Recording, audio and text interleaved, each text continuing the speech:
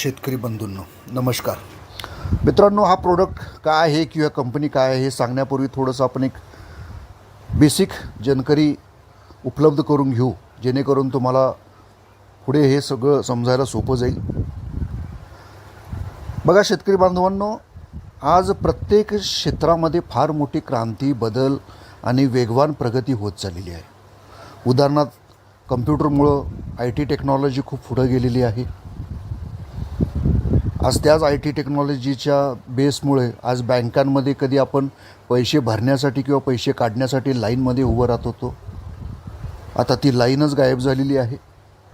आपण सहज एकमेकांच्या मोबाईलमधून एकमेकांना पैसे पाठवू शकतो, घेऊ शकतो. कोणाचंही बिल QR कोडच्या माध्यमातून देऊ शकतो, स्कॅन करून, Google पे, ITच्या माध्यमातून, फोनपेच्या माध्यमातून. रोड कनेक्टिव्हिटी प्रचंड मोठी सुधारलेली आहे. पहिला एक मोठ्या शहरापासून दुसऱ्या मोठ्या शहरापर्यंत जायला प्रचंड वेळ लागत होता. आता जसा हा मुंबई नागपूर मोठा हायवे बनतो आहे, पूर्वी 14 तास 16 तास लागायचा, आज तो 10-12 तासामध्ये पोचतो आहे. वाहन उद्योग क्षेत्रामध्ये प्रचंड बदल झालेला आहे. पूर्वी 2-4च कंपन्या आपल्या भारतामध्ये गाड्या बनवत होत्या, आज 15-20 पेक्षा जास्त कंपन्या आलेल्या आहेत. मोबाईल क्रांती, पूर्वी लँडलाईन मोबाईल असायचा घरामध्ये वायरच्या माध्यमातून, पण आज असा मोबाईल आला आहे एका क्षणात आपण अमेरिकेमध्ये असलेल्या सुद्धा माणसाशी संवाद साधू शकतो, व्हॉट्सअप करू शकतो, व्हिडिओ फोटो पाठवू शकतो. म्हणजे प्रत्येक क्षेत्रामध्ये आज प्रचंड क्रांती झालेली आहे, प्रचंड बदलाव झालेला आहे, प्रगती झालेली आहे. पण वाईट वाटतं, दुर्भाग्यवश आपला भारत देश हा कृषीप्रधान म्हणून ओळखला जातो. पण या कृषीप्रधान देशमध्ये कृषी क्षेत्र हा प्रचंड मागासलेला आहे, पिछाडीवर आहे. म्हणावं तशी ह्या क्षेत्रामध्ये प्रगती झालेलीच नाही आहे. थोडंफार क्रांती होत आहे, पण ज्या स्पीडनं इतर क्षेत्रामध्ये क्रांती झाली त्या स्पीडनं याच्यामध्ये बिलकुल झालेली नाही आहे. त्यामुळे शेतकरी बिचारा हा खूप हाल दिवाला आहे. आज शेतकऱ्यांसमोर फार मोठा गहन प्रश्न आहे की शेती उद्योग चालू ठेवायचा की बंद करून छोटी मोठी नोकरी करायचा. कारण भरमसाठ खतांच्या किमती वाढलेल्या आहेत, मजूर भेटायला तयार नाही आहे, त्यांच्याही मजुरी वाढलेल्या आहेत. जो माल तयार होतो तो म्हणावं तेवढा उत्पादन आपल्या शेतामध्ये होत नाही. दरवर्षी उत्पादन हळूहळू कमी होत चाललं आहे. हमीभाव भेटायला तयार नाही आहे. आणि जे काही आपण पिकवतो आहे हे सगळं केमिकलयुक्त पिकवतो आहे. म्हणजे 1960-65च्या पूर्वी आपल्या भारतामध्ये कुठल्याही प्रकारचं केमिकल नव्हतं. त्यावेळेला जे काही आपलं अन्नधान्य आपले पूर्वजांनी पिकवलं ते हे पौष्टिक होतं, खाण्यालायक होतं, त्याला एक प्रकारची वेगळी चव होती.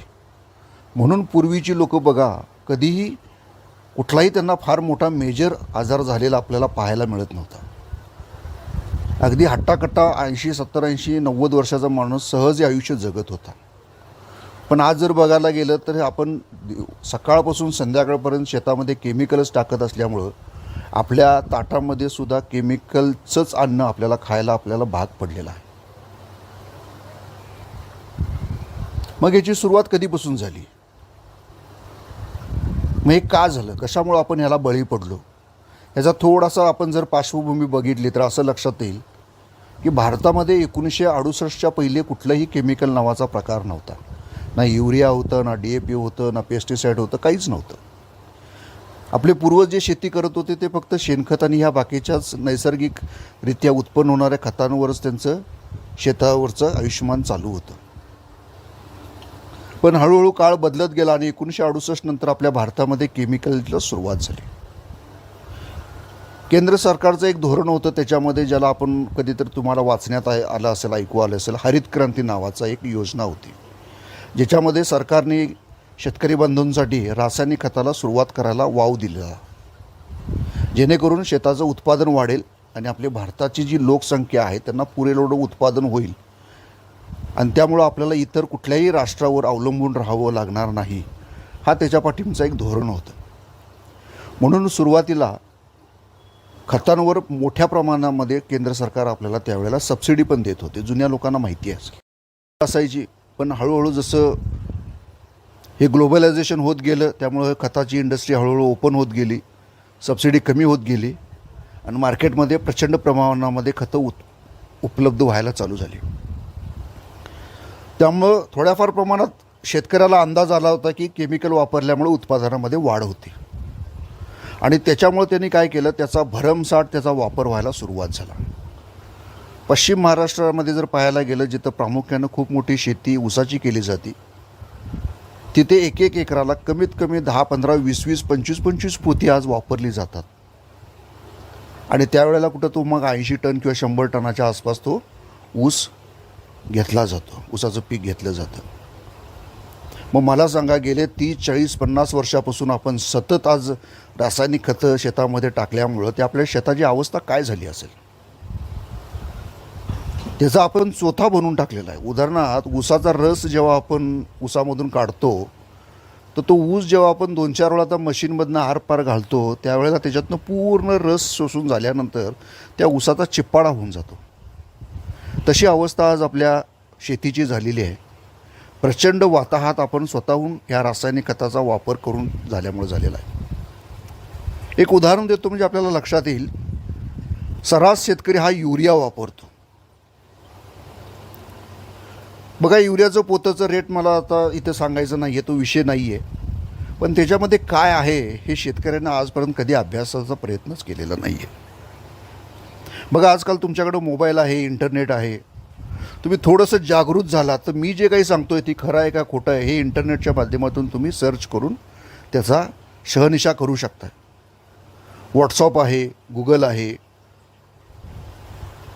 तुम्ही ह्या माध्यमातून ही सत्यता पडताळून पाहू शकता. आजकाल ते दिवस राहिले नाहीत की कोणीही येऊन काही सांगावं आणि ते आपण स्वीकारावं. मग ह्या युरियामध्ये 50 किलोची जी बॅग असते युरियाची, त्या 50 किलोच्या बॅगमध्ये तुम्हाला दिलं आहे 46% नत्र भरून दिलेलं आहे, जे नत्र पिकाच्या वाढीसाठी उपयुक्त असतं. आता 46% किती हे समजणं थोडंसं मुश्किल आहे, म्हणून मी तुम्हाला किलोच्या हिशोबाने सांगतो. 50 किलोच्या बॅगेमध्ये 46% नत्र म्हणजे फक्त 23 किलो नत्र दिलं आहे तुम्हाला. 50 किलोची बॅग ज्याच्यामध्ये फक्त 23 किलो नत्र, मग राहिलेलं 27 किलो काय आहे हे आपण कधी विचारलं का? नाही विचारलं. ना दुकानदाराला विचारलं, ना त्या कंपनीवाल्याला विचारलं, ना कोणालाच विचारलं. कारण आपल्याला आजपर्यंत हेच शिकवलं गेलं की युरिया आणून शेतात टाकलं की उत्पादन वाढतं, जोमाचं पीक दिसतं एकदम युरिया टाकल्या. मग जर फक्त 23 किलो उपयुक्त मटेरियल आपल्याला त्या युरियाच्या पोत्यामध्ये आहे, तर राहिलेलं 27 किलो का आहे?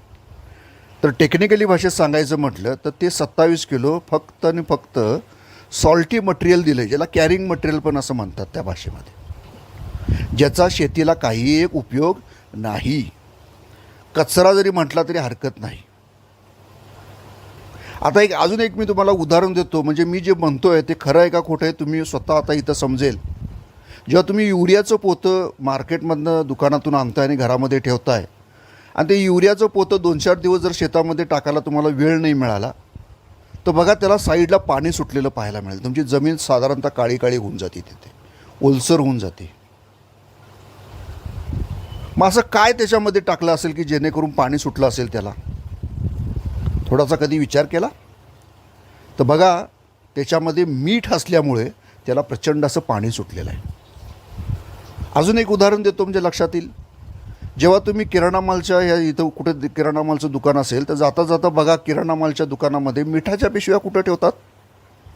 दुकानाच्या बाहेर ठेवतात. कारण का? मिठाला सुद्धा प्रचंड पाणी सुटतं आणि त्या पाण्यामुळे इतर धान्याला खराबी होऊ नये म्हणून ते पोतं इतर सगळ्या पोत्यांपेक्षा वेगळं ठेवण्यात येतं. मग मला सांगा, ते मीठ आपण आपल्या जेवणामध्ये जर चुकून घरच्या लोकांनी जर डबल मीठ टाकलं तर आपण ते जेवण जेवू शकत नाही. ताटावरून उठून जातो लगेच किंवा ती भाजी बदलायला लावतं. मग आपल्या पिकांना गेले 25, 30, 40 वर्षापासून सतत मिठावर मीठ टाकत आलेलो आहे त्या केमिकलच्या माध्यमातून, तर जमिनीची अवस्था काय झाली असेल? दुसरं, सिंगल सुपर फॉस्फेट वापरताय तुम्ही SSP, ज्याच्यामध्ये फक्त 16% आहे. म्हणजे 100 किलोमध्ये फक्त 16 किलो कामाची गोष्ट आहे. 84 किलो काही तुम्हाला भलतं सलतं भरून दिलेलं आहे. 50 किलोच्या बॅगेमध्ये फक्त 8 किलो कामाची गोष्ट आहे. कारण 100 किलोच्या बॅगा कुठंच भेटत नाहीत. मग फक्त 8 किलो कामाची गोष्ट आहे तर 42 किलो काय दिलं आहे, तर तिथंही तुम्हाला कॅरिंग मटेरियल किंवा सॉल्टी मटेरियल दिलेलं आहे. मग ह्या सगळ्या प्रचंडचं नुकसान हे तुमच्या शेतीला तुम्हाला भोगावं लागलं आहे. आता याच्यामुळे दुष्परिणाम काय झाला, तर या सततच्या रासायनिक खताच्या वापरामुळे तुमची जमीन दगडासारखी हार्ड झालेली आहे. ती कशी काय बघा, जेव्हा तुम्ही नांगरता, आता मे महिन्यामध्ये सगळे नांगरटीला लागतील, तेव्हा नांगरल्यानंतर असे दगडासारखं तुमचा एक एवढे मोठे हेंडे तयार होतात. काही ठिकाणी हेंडे म्हणतात, काही ठिकाणी गटुळं म्हणतात, इकडे काही शब्द माहिती आहे मला. आणि तो फोडायला नंतर मग रोटर लावावा लागतो.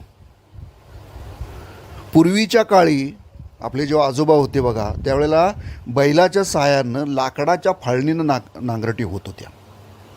मग हळूहळू लोक त्याच्यावर 2-2, 3-3 लोक बसायला लागली बघा. आठवतं का बघा चित्र? कारण वजन द्यावं लागत होतं, कारण वजन दिल्यामुळं जमीन हार्ड असल्यामुळं जमिनीमध्ये ते पातं घुसावं लागत होतं. मग एक बैलाच्या जोडीच्या ठिकाणी 2 बैली जोडी वापरायला लागली, मग 3-3 जोडी वापरायला लागली. बघा हे चित्र तुम्ही कुठेतरी पाहिलं असेल पिक्चरमध्ये प्रत्यक्षात. आणि आता बैलांची संख्यासुद्धा दिवसेंदिवस कमी व्हायला लागल्यामुळे ट्रॅक्टरची गरज लागली. आणि आजकाल अशा ठिकाणी सुद्धा काही ठिकाणी ट्रॅक्टरसुद्धा चालत नाही आहे, एवढी जमीन हार्ड झालेली आहे. आता हे नुसतं हार्ड झाल्यामुळं काय नुकसान झालं का, तर हे जमीन हार्ड झाल्यामुळं जमिनीतलं ऑक्सिजन लेवल कमी होत चाललेलं आहे. आणि ह्याचा दुष्परिणाम असा झाला की जमिनीमधलं ऑक्सिजन कमी झाल्यामुळं जे पीक वाढीसाठी जे 2 घटक निसर्गानं आपल्याला दिलेले आहेत, एक म्हणजे जीवाणू आणि दुसरं म्हणजे गांडूळ. आता हे मी काही सांगत नाही किंवा आमच्या कंपनीचं सांगत नाही, हा सगळा अभ्यास आहे, हा जगातला मानलेले सगळे कृषीशास्त्रज्ञ आहेत, त्यांच्या माध्यमातून मी तुम्हाला पोहोचवण्याचा प्रयत्न करतो आहे. तर 1 ग्रॅम मातीमध्ये कमीत कमी आपल्याला 10 करोड किंवा 10 कोटी जीवाणू पाहिजेत. आता 1 ग्रॅम माती म्हणजे किती, चिमूटभर माती ज्याला आपण म्हणतो, तेवढ्याशा मातीमध्ये 10 करोड जीवाणू हवेत. पण गेले सतत 40-50 वर्षापासून रासायनिक खताचा भडीमार चालू झाल्यामुळे ह्या जीवाणूंची संख्या 10 कोटीवरनं सरळ 1 कोटीवर आलेली आहे. तसंच दुसरं गांडूळ, निसर्गानं शेतकऱ्याला शेती करण्यासाठी 1 एकरमध्ये कमीत कमी 40,000 गांडूळ दिलेत. त्यातले आपल्याला 10-15 सुद्धा गांडूळ दिसत नाही आहेत, हद्दपार झालेले आहेत पूर्णच्या पूर्ण. कारण गांडूळ हा 38 डिग्रीच्या वर टेम्परेचर सहन करू शकत नाही. एकतर ह्या ग्लोबल वॉर्मिंगमुळं आत्ताच आपल्याला 40-42 डिग्रीचं वातावरण आपल्याला पाहतोय आपण. मे येता 45, 46, 47पर्यंत चाललं जातं. आणि युरिया आणि DAPमध्ये प्रचंड हीट असल्यामुळं गांडूळ तिथं टिकतच नाही आहेत. कारण त्याच्यामुळं गांडूळला हीट मोठ्या प्रमाणात आल्यामुळे तो तुमच्या जमिनीमध्ये 10-15 फूट खाली खोल गेलेला आहे. त्यामुळं नैसर्गिकरित्या जे गांडूळ खत मिळायला पाहिजे ते भेटत नाही आहे आपल्याला. मग इकडे जीवाणू संपले, इकडे गांडूळाने आपली जागा बदलली. मग अशा वेळेला जे नैसर्गिक खत मिळायला पाहिजे पिकाला ते न मिळाल्यामुळं आपल्याला वरून खत देण्याशिवाय पर्यायही राहिलेला नाही. म्हणून आपण युरिया टाक, DAP टाक, बेसल डोस टाक, 12-32-32 अमकं तमकं जी 50 प्रकारची मार्केटमध्ये खतं आले ते खतं आपल्याला टाकावे लागतात. जर बघायला गेलं तर निसर्गाचं काम आपण करतोय. जे काम निसर्गाला करायला पाहिजे ते काम आज आपण करतोय. कारण निसर्गाचं काम आहे, माणसाचं काम आहे फक्त पेरणी करायचं, आणि निसर्गाचं काम आहे त्या पिकाला खत मिळवून द्यायचं. तुम्ही म्हणाल हे काय बावडसारखं बोलताय तुम्ही? अहो तुम्ही आता ह्या फंक्शनला येताना आजूबाजूला झाडं मोठी मोठी बघितली असणार, छोटी छोटी गवत बघितली असणार. त्या गवतांना, झाडांना, जंगलामध्ये कोणी खतं टाकली का आजपर्यंत? नाही ना. तरी पण ते उगवतात, ते तरी त्यांना झाडांना फळं लागतात, फुलं लागतात. रस्त्याच्या झाडांवर आंबेसुद्धा लागतात, त्यांना मोहर येतो. मग आपल्याच पिकांना का ह्या सगळ्या गोष्टी कराव्या लागतात? कारण जे उगवलेलं आहे तिथं बऱ्यापैकी गांडुळींची निर्मिती होत असणार आहे, तिथे जीवाणूंची संख्या बऱ्यापैकी आली असणार, म्हणून तिथं ते झाडं उगवलेली आहेत. म्हणून हा केमिकलचा फार मोठा दुष्परिणाम आपल्या शेतामध्ये झाला आहे. आणि ह्याच्यामुळं नुकसान काय झालं तर ह्याच्यामुळं प्रचंड प्रमाणामध्ये उत्पादन दरवर्षी आपल्याला घटत चाललेलं आहे. भारताच्या एका सर्वेमध्ये असं आढळलं आहे की आपल्या जमिनीमधली पूर्ण भारताची जी काही कृषीभूमी आहे त्याच्यामधले 30% जमीन ही बंजर झालेली आहे. म्हणजे विचार करा, 100पैकी 30% जमीन बंजर झाली, ज्याच्यातनं गवतही उगवणार नाही. आणि येणाऱ्या फक्त 15-20 वर्षांमध्ये हा आकडा दुप्पटपेक्षा जास्त होण्याची भीती आहे. मग आता तुम्ही ठरवायचं आहे की तुमच्या शेतामधनं केमिकल हद्दपार करायचं आहे का अजूनही केमिकलच्या सहाय्यानं आपल्याला शेती करायची. बरं, नुसतं तुमचं उत्पादन कमी झालं का? नाही. तुम्ही जे पिकवताय केमिकलयुक्त हे सगळं पिकवताय, ते खाणारे कोण आहेत? तुम्ही आणि आम्हीच आहोत. उदाहरणार्थ तुम्ही तर हळद पीक मोठ्या प्रमाणात घेतली जाते. हळदीमध्ये जर परिपूर्ण केमिकल असेल तर दिवसाला 2 वेळा घरचे लोक हळद वापरतात मसाल्यामध्ये. मग त्याच्यात मुखातून हे सगळं केमिकलयुक्तच हळद आपल्या पोटात चालू आहे. आपण आजारी माणूस असला की त्याला दूध हळद देतो, खोकला झाला की लहान पोरांना दूध हळद देतो जेणेकरून त्याचा खोकला दूर होईल. पण त्या खोकल्यामध्ये गुणधर्म चांगला असण्यापेक्षा केमिकलचंच प्रमाण मोठ्या प्रमाणात आढळल्यामुळे त्या बिचाऱ्याचा खोकला दूरच होत नाही. मग त्याला बाहेरच्या औषधांवर त्याला अवलंबून राहावं लागत चाललं आहे.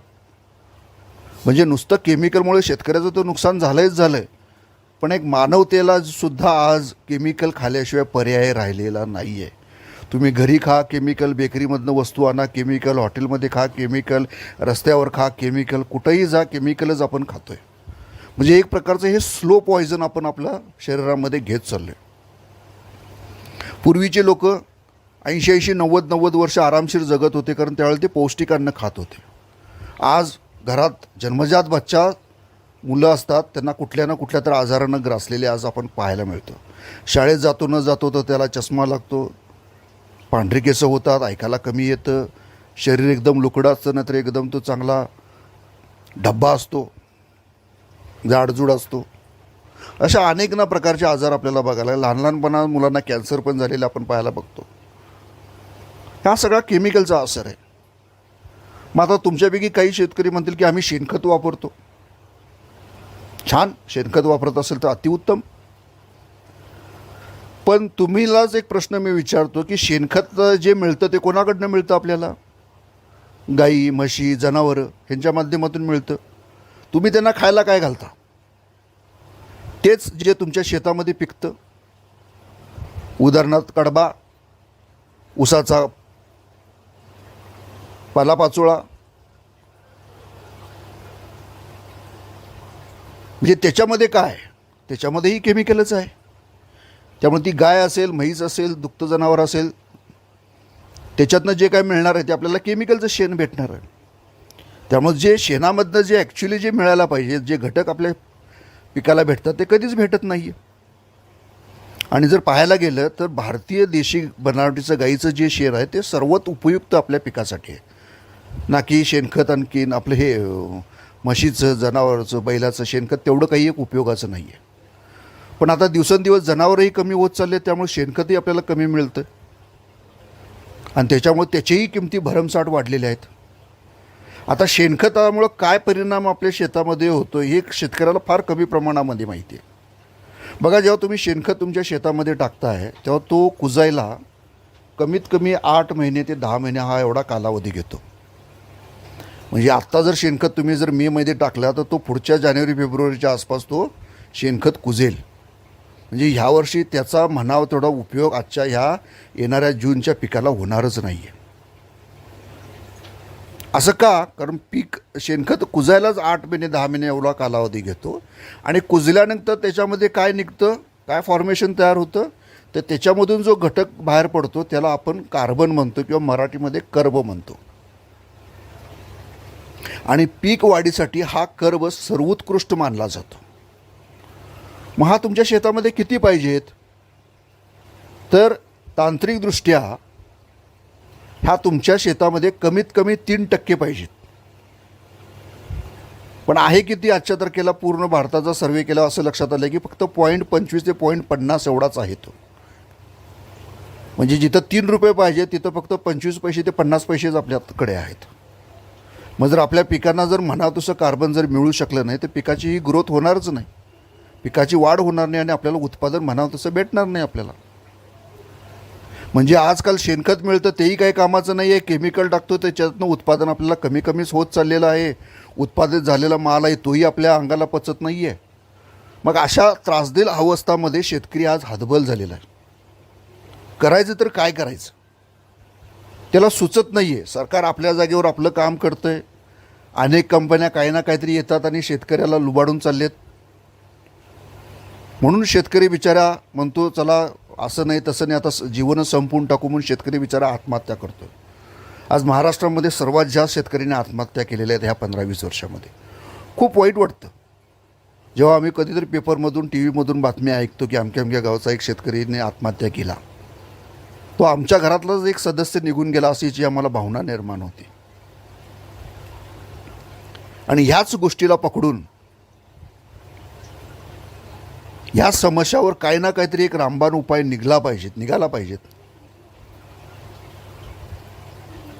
हा धागा पकडून ह्या कंपनीचे जनक सर्वेसर्वा मिस्टर अमरजीत चौरासिया सर धुळ्याचे आहेत, या कंपनीचे मालक. त्यांनी अथक प्रयत्नाच्या कष्टातून 1, 2, 3, 4, 5 वर्ष नाही, तब्बल 13 वर्ष 2000पासून सुरुवात केलेला प्रयोग त्यांनी 2013पर्यंत कंटिन्युटी ठेवला. तसे त्यांचं जर पाहायला गेलं बॅकग्राऊंड तर तसे ते खूप मोठे व्यावसायिक आहेत. पण वयाच्या 40-45 वर्षाच्या आसपास आल्यानंतर त्यांच्या लक्षात आलं की आता मला व्यवसायाची आवश्यकता नाही, पुष्कळ काही मी कमवलेलं आहे. म्हणून त्यांनी सगळे व्यवसाय बंद करून निवांत आयुष्य जगण्याचं ठरवलं. म्हणजे काय त्यांच्याकडे शेती होती, टाईमपासला म्हणून काही ना काहीतरी शेतामध्ये जाणं येणं चालू झालं. मग असं करता करता त्यांच्या काही गोष्टी लक्षात येत गेल्या की शेतकरी खूपच अडचणीत आहे.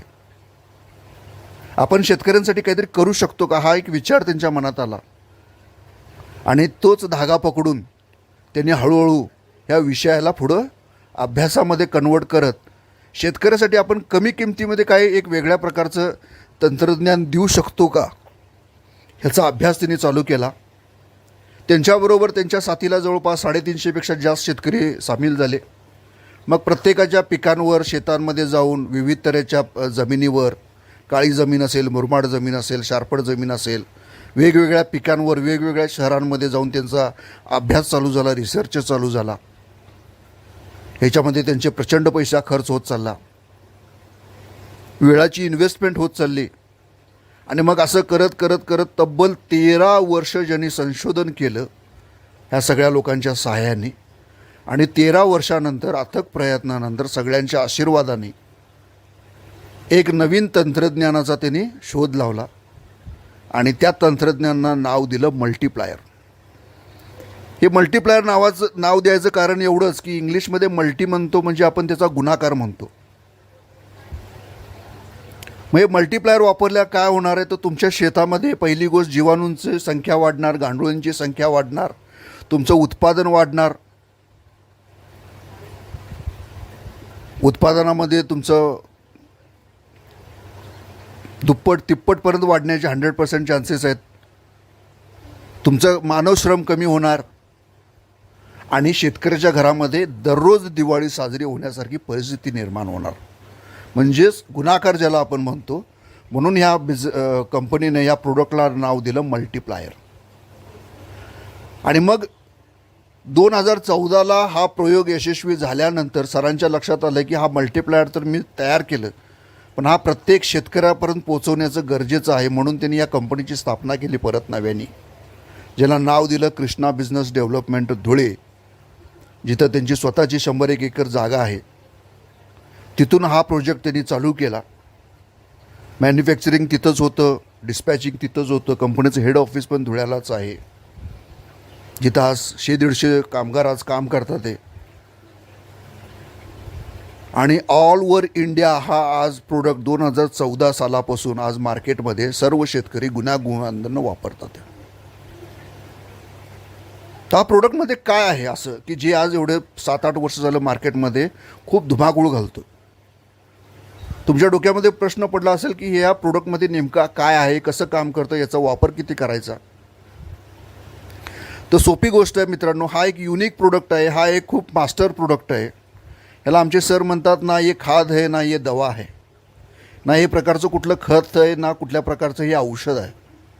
सोप्या आणि सरळ भाषेत सांगायचं म्हटलं तर रासायनिक खतामुळे जे काय आपल्या जमिनीची बर्बादी झाली खराबी झालेली आहे, ती खराबी दुरुस्त करण्याचं काम हे मल्टीप्लायर करणार आहे. मग हे कुठल्या पिकांवर चालणार, तर जमिनीतनं जो काही बी पेरल्यानंतर जे काही उगवणार आहे त्या सगळ्यासाठी हे उपयुक्त असणारं हा मल्टीप्लायर प्रोडक्ट आहे. म्हणजे तुमच्या भाजीपाल्याला चालेल, ऊसाला चालेल, हरभऱ्याला चालेल, मक्याला चालेल, कुठली जर तुमची बाग असेल त्या बागेला चालेल, फळबाग असेल, हळद असेल, जे जमिनीतनं जे काही उगतं त्या प्रत्येक पिकासाठी हे उपयुक्त आहे. बरे कुठल्या स्टेजला वापरायचं, अनेक कंपन्या तुम्हाला अनेक कंपन्यांच्या वेगवेगळ्या स्टेजला अमकं वापरा, तमकं वापरा, सेटिंगला ही वापरा, नवीन उगवत्या समाला ही वापरा, 15 दिवसांनी ही वापरा, 30 दिवसांनी ती वापरा, सेटिंगला वेगळं वापरायचं, फुलकळीला वेगळं वाळायचं, फळाचं रूपांतर झालं तर वेगळं वापरायचं, शेंगाच्या वाढीसाठी वेगळं वापरायचं. आपलं तसं काही नाही आहे. अगदी बीजोपचारापासून तुम्ही सुरुवात करायची आणि ते शेवटपर्यंत एकच ठेवायचं आहे. आणि ह्याचा जो मात्रा आहे, वापरायचं जो प्रमाण आहे, ते दर महिन्याला 1 एकरला फक्त 1 किलो वापरायचं आहे. इथं भरमसाठ आपण पोती वापरलेली आहे, त्यामुळे 1 किलोमध्ये काय होणार हा तुमच्या डोक्यामध्ये प्रश्न असेल. जिथे 1 पोतं आपल्याला 2 पोतं, 4 पोतं, 5 पोतं एकरला कमी पडतं, ते 1 एकरला काय होणार आहे 1 किलोमध्ये. तर मित्रांनो, ही एक नॅनो टेक्नॉलॉजी आहे. नॅनो टेक्नॉलॉजीचा अर्थ म्हणजे काय, आकारानं जरी छोटी असेल तरी त्याचं कार्यक्षेत्र खूप मोठं असतं. जसं मोबाईल आपल्याला दिसताना छोटा आहे, पण एक अख्खी 3 तासाची फिल्म आपण ती पाठवू शकतो. म्हणजे हे सगळं दुनिया आता ही नॅनो टेक्नॉलॉजीवर आलेली गोष्ट आहे. म्हणून मग तुम्हाला जमिनीतनं दर महिन्याला 1 एकरला 1 किलो द्यायचं आहे आणि पंपामध्ये 15 ग्रॅम टाकून 15 लिटरमध्ये ह्याची तुम्हाला फवारणी पण घ्यायची. म्हणजे तुम्हाला दोन्हीकडनं ह्याचा वापर करायचा आहे, जमिनीतनं पण द्यायचा आणि ह्याची फवारणी पण घ्यायची. आणि हे केल्यानंतर तुमच्या पिकांमध्ये प्रचंड बदलाव पाहायला सुरुवात होईल. तुम्हाला 8-10 दिवसामध्येच तुम्हाला बदलाव दिसायला चालू होईल. पिकांवर कलर हा टोटली चेंज झालेला दिसेल. नवीन पानं येताना पाहायला मिळतील, ज्याला आपण फुटवा म्हणतो. पानांची संख्या तुम्हाला वाढताना पाहायला मिळेल. आणि त्यावेळेला नैसर्गिकदृष्ट्या पिकाची ही ग्रोथ हळूहळू मोठ्या प्रमाणात वाढताना तुम्हाला पाहायला भेटेल. नैसर्गिकदृष्ट्या पिकाचं पान हे पिकासाठी अतिशय महत्त्व असतं. कारण पिकाचं पानच हे जवळपास 96% अन्न तयार करत असतं शास्त्रीयदृष्ट्या, आणि मुळाकडनं फक्त 4% अन्न घेत असतं. त्यामुळं आपल्याला पान महत्त्वाचं आहे, पानाचा कलर महत्त्वाचा आहे आणि पानाची संख्या महत्त्वाची आहे. आणि ह्या 3 गोष्टी अतिशय पिकाच्या दृष्टिकोनातून महत्त्वाचं असल्यामुळं मल्टीप्लायर तिथं जास्त काम करतं.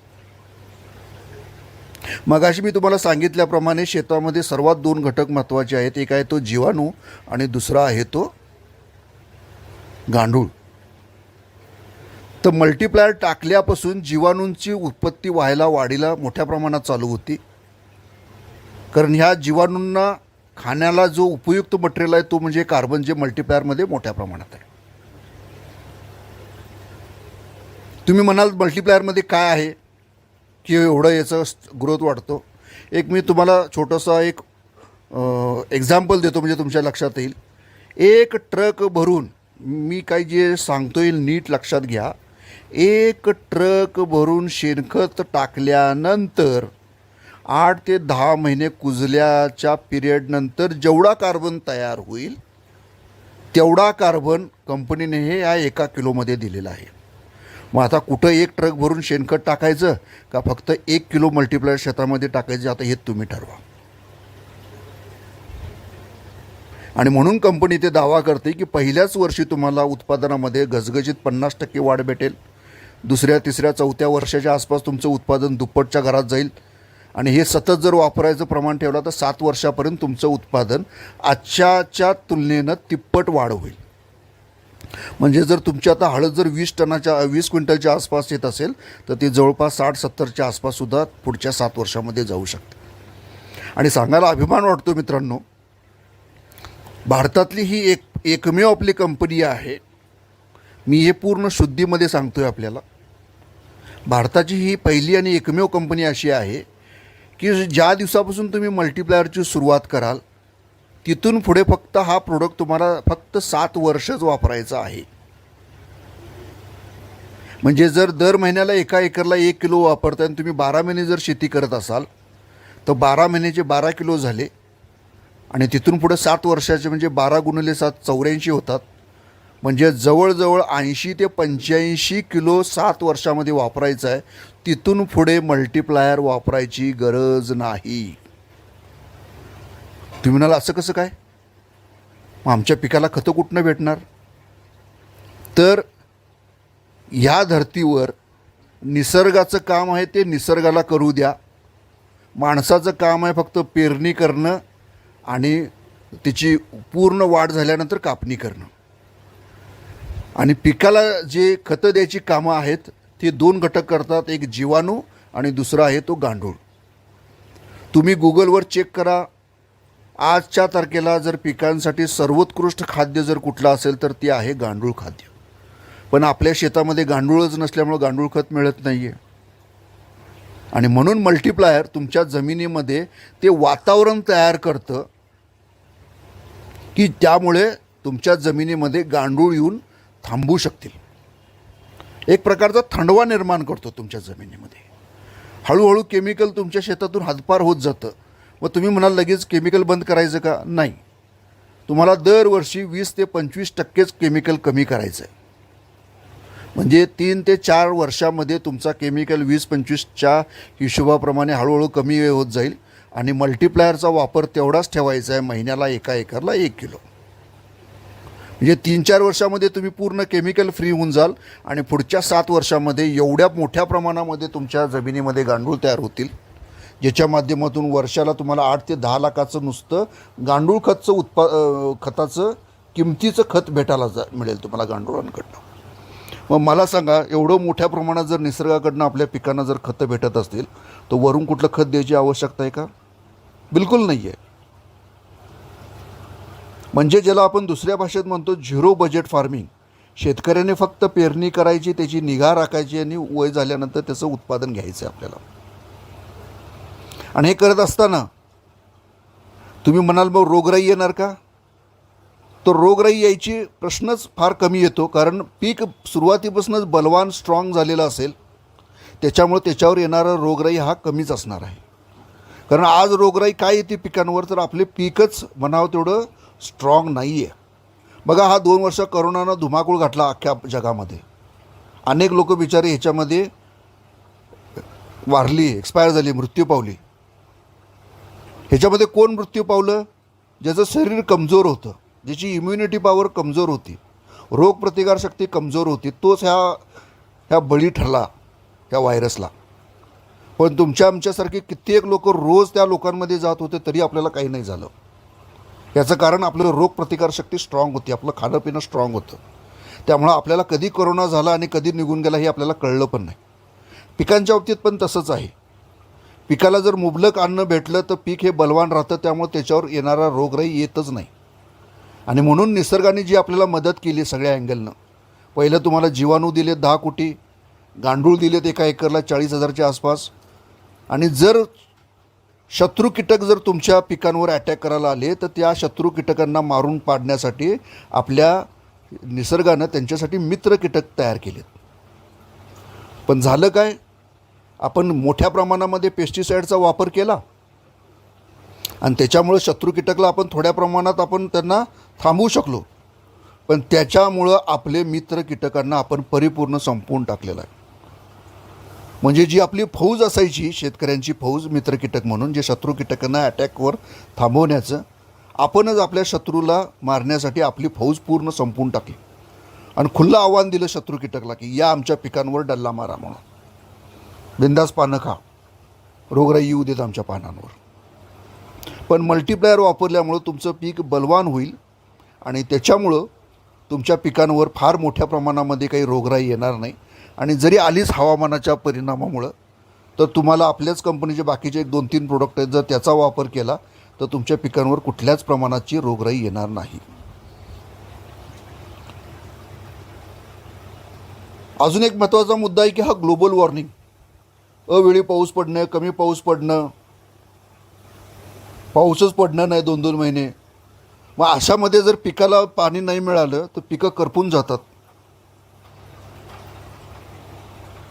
पिकांची ग्रोथ खुंटली जाते, रोगराई वाढली जाते जर योग्य प्रमाणात जर पिकाला पाणी नाही भेटलं. पण मल्टीप्लायरचं वैशिष्ट्य असं आहे की मल्टीप्लायर वापरल्यामुळं एक प्रकारचा तो थंडवा निर्माण केल्यामुळं पिकाला फार कमी प्रमाणात पाणी लागतं. थोडा जरी पाऊस पडून गेला तरी पिकाला ते मुबलक प्रमाणात पाणी आपल्याला उपलब्ध होऊन जातं. म्हणजे मल्टीप्लायरची ताकद अशी आहे की जर पाणी कमी मिळालं तरी चांगली गोष्ट आहे. जर जास्त पाऊस पडला आणि शेतामध्ये पाणी तुंबून राहिलं 2-2, 4-4 दिवस, तर त्याच्याही बाबतीमध्ये मल्टीप्लायर अतिशय योग्य रीतीनं काम करून शेतकऱ्याला कुठल्याही अँगलनं नुकसान न देता मोठ्या प्रमाणात त्याला फायदाच करून देतो. तर मित्रांनो, हे अशा मल्टीप्लायरचं आज पूर्ण भारतभर शेतकरी आनंदानं त्याचं स्वागत करतात आहे. आज पाहायला गेलं तर तुम्ही म्हणाल ह्याचे रिझल्ट्स काय आहेत का? स्वाभाविक प्रश्न आहे, चांगला प्रश्न आहे. मित्रांनो, आज जर तुम्ही फेसबुकला जर आमच्या कंपनीच्या पेजला गेलात किंवा कंपनीच्या टेलिग्राम चॅनलवर जर तुम्ही गेला तर तिथं तुम्हाला शेकडो आणि हजारो तुम्हाला आमचे शेतकऱ्यांचे रिझल्ट्स पाहायला भेटतील. अगदी सर्वसामान्य शेतकरी आहेत, काय फार मोठा शेतकरी असा नाही आहे. कालचंच इथलं एक उदाहरण आहे की ज्यांच्या शेतामध्ये 12 ते 15 क्विंटलसुद्धा हळद येत नव्हती, गेल्या वर्षापासून त्यांनी हळद बंदच करणार होते, तर ते म्हणतात ते 3 पटीनं आमची हळद वाढली. कालच यूट्यूबला त्याचा आम्ही व्हिडिओ टाकला आहे आणि ते शेतकरी तर आलेले पण आहेत. तुम्ही त्यांच्याशी संवाद साधू शकता. त्यांना विश्वासच बसत नाही की आमच्या शेतामध्ये उत्पादन दुप्पट आणि तिप्पट झालेलं आहे पहिल्याच वर्षी. तरी त्यांनी म्हणावं तेवढं महिन्याला 1 किलो दिलेलंच नाही आहे, फक्त 5 किलो दिलं त्यांनी. तसं नियमानं जर बघायला गेलं तर 10 महिन्याचं पीक आहे हळदीचं, तुम्हाला कमीत कमी 10 किलो देणं गरजेचं आहे, पण त्यांनी फक्त 5च किलो दिलं. सहयोग असू शकतो, पण फॉर्म्युला जो आहे एका एकरला एका महिन्यासाठी 1 किलो तो दिला गेला पाहिजेत. म्हणजे प्रचंड असे रिझल्ट्स आपल्याला आज ह्या प्रोडक्ट्सनं देऊ केलेले आहेत. आज तुमच्याच गावामध्ये आज या कंपनीचं ब्रांच ऑफिस ओपन झालेलं आहे, त्याचा फायदा अवश्य घ्या.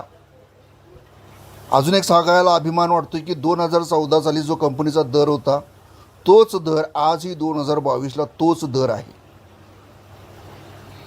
म्हणजे ह्या दरामध्ये कंपनीने 1 रुपयाचीही वाढ केलेली नाही आहे.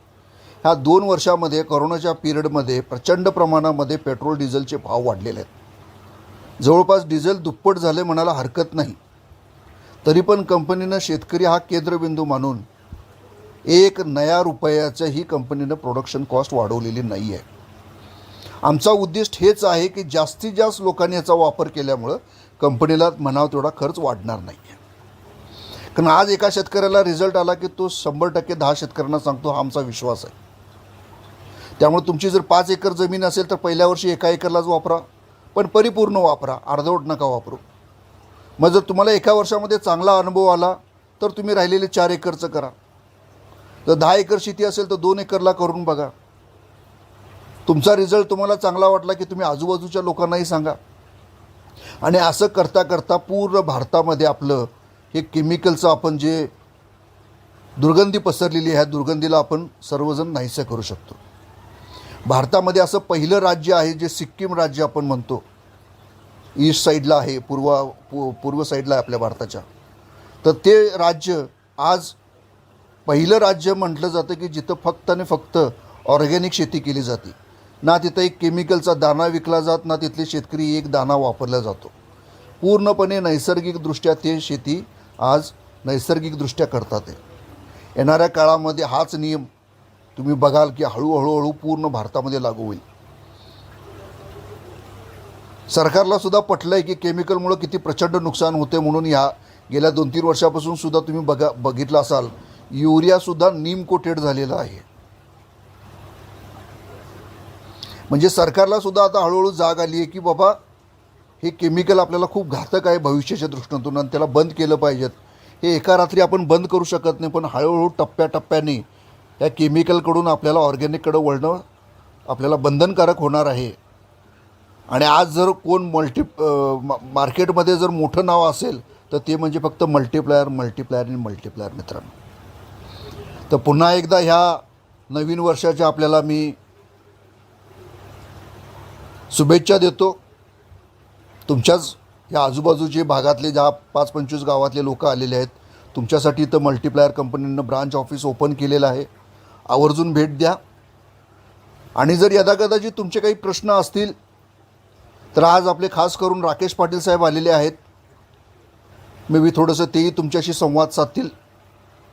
तर तुमचे काही प्रश्न असतील तर तुम्ही त्यांनाही विचारू शकता. तुम्हाला काही टेक्निकली जर विचारायचं असेल, जिज्ञासा असेल तुम्हाला या गोष्टीबद्दल विचारण्याची, तर तेही तुम्हाला मार्गदर्शन करतील. तेही खास धुळ्याहून आपल्यासाठी उपलब्ध झालेले आहेत. तर आपण इथं आलात, वेळात वेळ काढून इथे आलात, त्याच्यासाठी मी आपल्या सर्वांचा आभार व्यक्त करतो. मान्यवर जे आज इथे व्यासपीठावर बसलेले आहेत त्यांनी पण आपला वेळात वेळ काढून आलेले आहेत. त्यांचाही मी आभार व्यक्त करतो की त्यांनी आम्हाला आज गांभीर्यरीत्याने ऐकलं आणि तेही पुढं भविष्यात इतर लोकांना मार्गदर्शन करतील की नैसर्गिकदृष्ट्या शेती करणं किती अनिवार्य होणं गरजेचं आहे.